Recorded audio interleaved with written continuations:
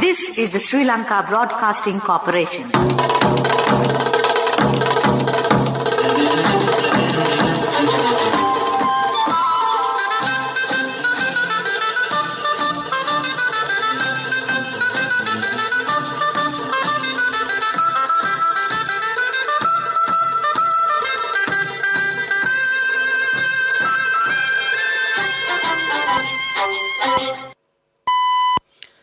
(6:15).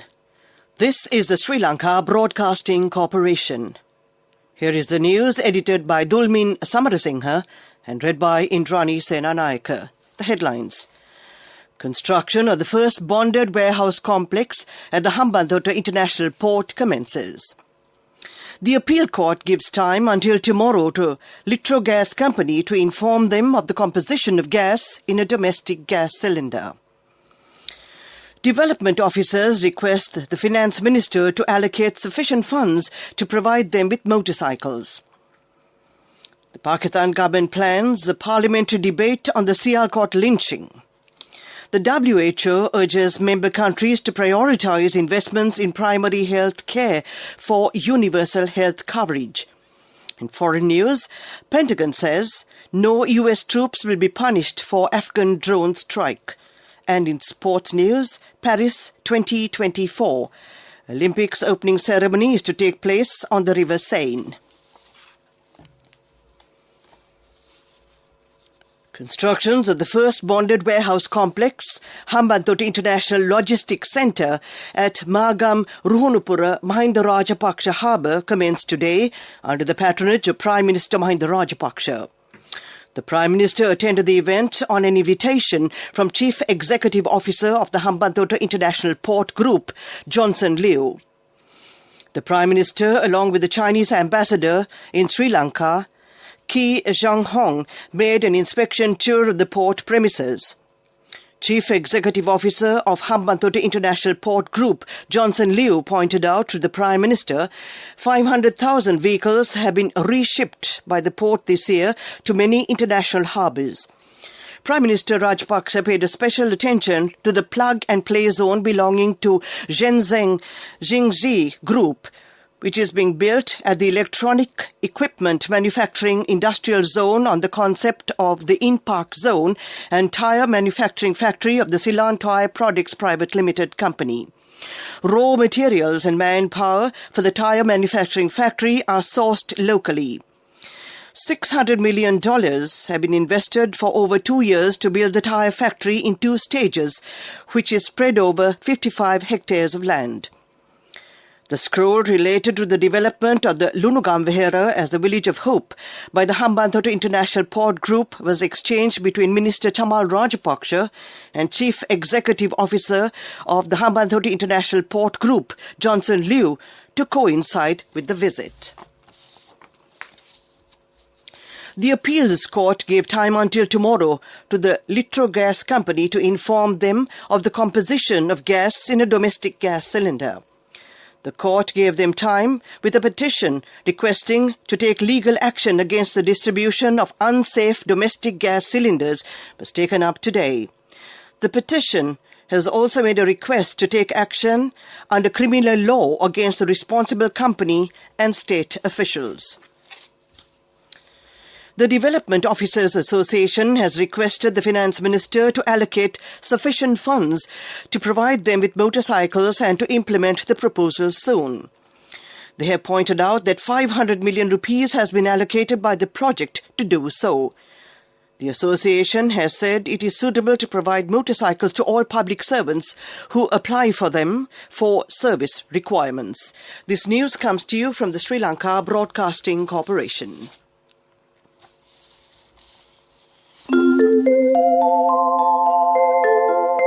A range of unmatched benefits with People's Credit Cards from People's Bank.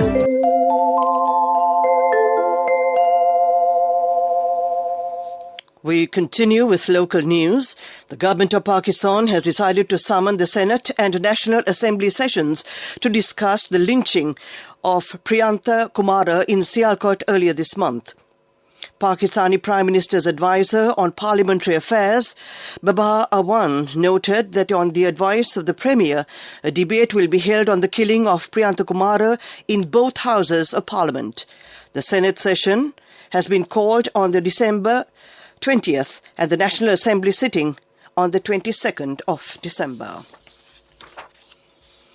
The World Health Organization has urged member countries in the WHO Southeast Asia region to increase investments to strengthen primary health care as a foundation for universal health coverage and health security. Regional Director, WHO Southeast Asia Region, Dr. Purnam Ketrapal Singh said, during the COVID-19 pandemic, countries with strong primary health care systems were able to respond better and faster to the pandemic, while also maintaining essential services with minimal disruption. The State Minister of Defence of the Good Governance Government, Ruwan Wijewardena, says neither he nor former Prime Minister Ranil Wickremesinghe were called for Security Council meetings after the 20th of December 2018. He mentioned this today, giving evidence in connection with the Easter Sunday attacks before the High Court. Mr. Wijewardena said when he asked the former Defence Secretary, Hemasiri Fernando, about not calling him, Mr. Fernando said former President Maithripala Sirisena was not in favour of it. He further said the Security Council was not summoned in 2019 either. Reverend Father Samira Rodrigo of the Katuapitiya Church could not give evidence as he became too emotional. Former Director of Military Intelligence Brigadier Chula Ratnasiri said former Director of National Intelligence Nilantha Jayawardena had the ability to present foreign intelligence information to the intelligence analysis meeting. He further said that he gave information about Zaharan Hashim to Mr. Hemasiri Fernando. Next, we take a look at the main news story. A range of unmatched benefits with People's Credit Cards from People's Bank. Discounts up to 60% and interest-free installment plans from selected merchants.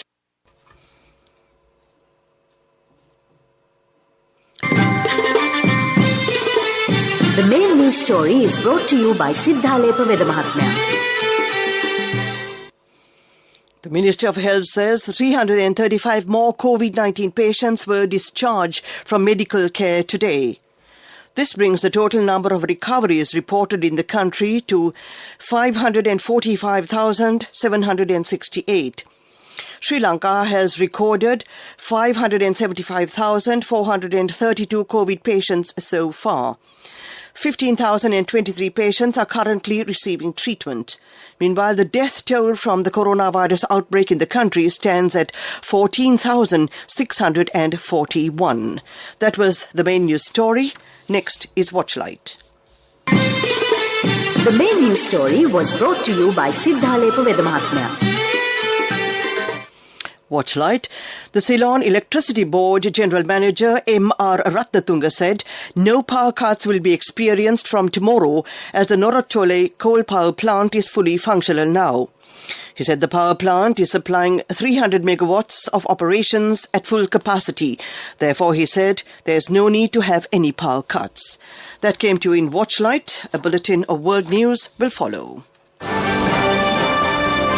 Coming up, world news.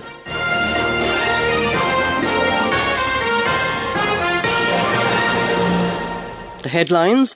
The Pentagon says no US troops will be punished for Afghan drone strike. The UK Prime Minister faces big rebellion as MPs vote on new COVID restrictions. Toyota extended production stoppages in Japan.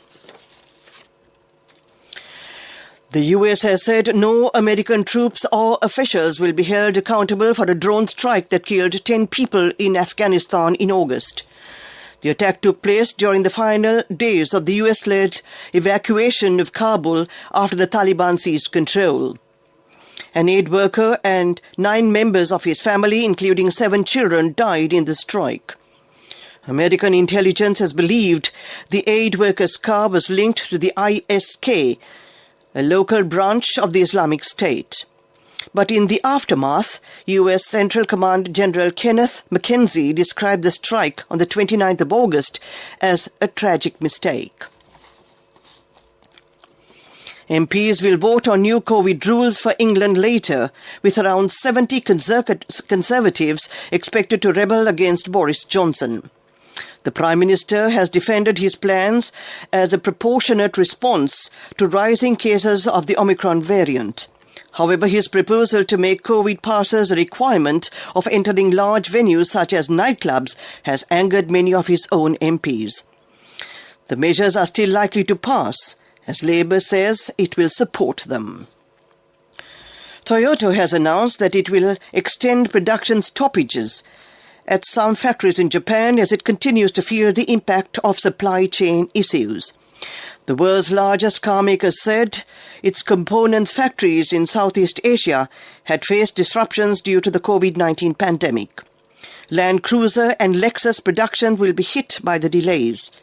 The company said the lost production from the latest halts will total about 14,000 vehicles in December. To end this bulletin of world news, the headlines again. The Pentagon says no US troops will be punished for Afghan drone strike. The UK Prime Minister faces big rebellion as MPs vote on new COVID restrictions. Toyota extends production stoppages in Japan. That ends this bulletin of world news. Development news is up next. Development news is brought to you by Let's take all out of the coconut tree and make the island thriving and prosperous. Call our hotline 1928.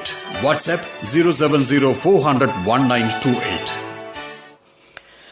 Sri Lanka Export Development Board's Regional Development Division implemented an export coaching program as a pilot project for the 25 selected export potential SMEs that are registered under the EBD New Exporter Development Program and assist them to develop capacities to enter the export market. The program consisted of 3 phases, and in the final phase, the companies were evaluated by an interview panel comprising of EDB officers, and the 25 most suitable SMEs for the coaching program were selected from 70 applications received. That was development news. Up next is sports news.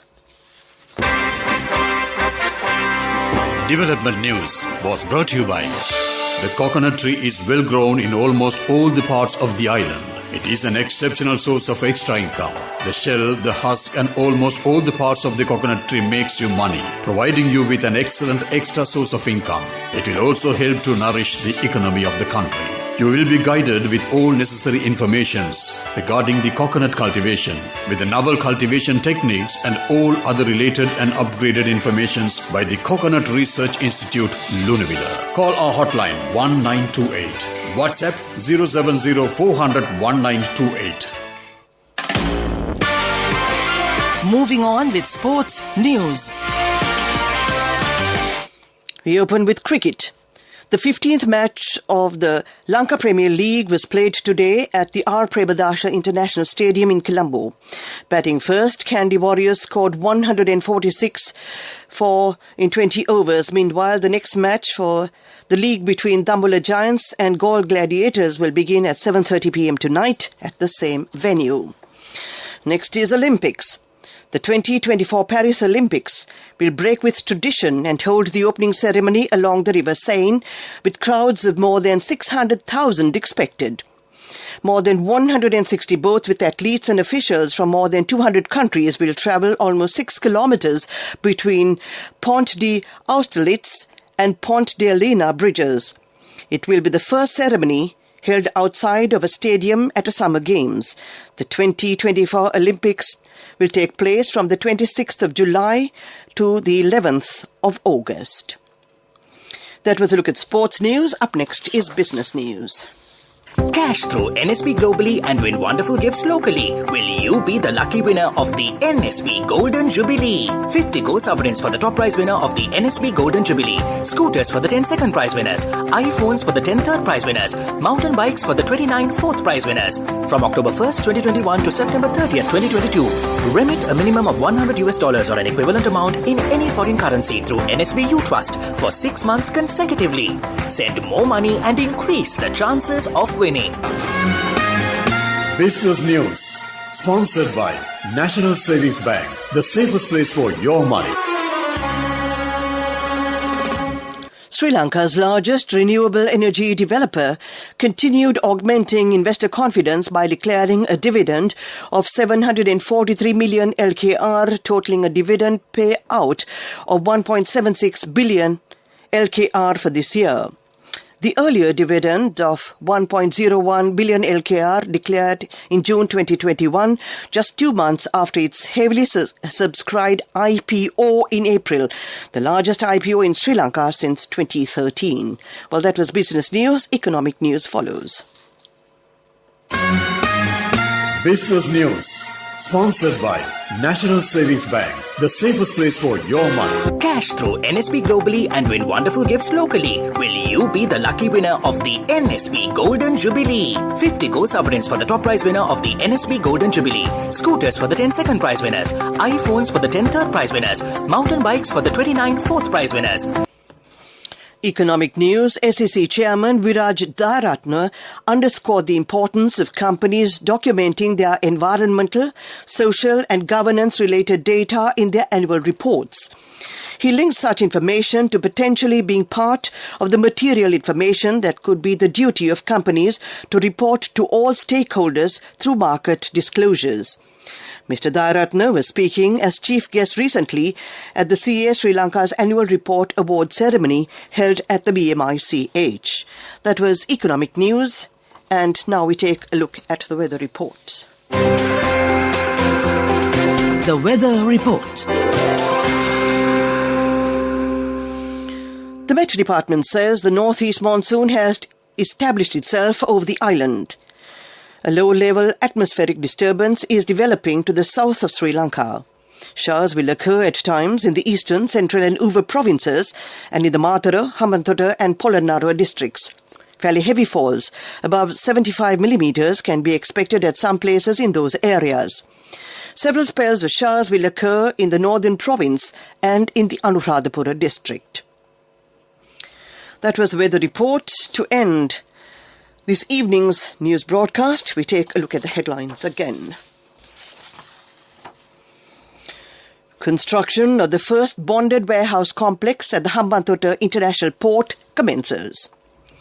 The appeals court gives time until tomorrow to Litro Gas Company to inform them of the composition of gas in a domestic gas cylinder.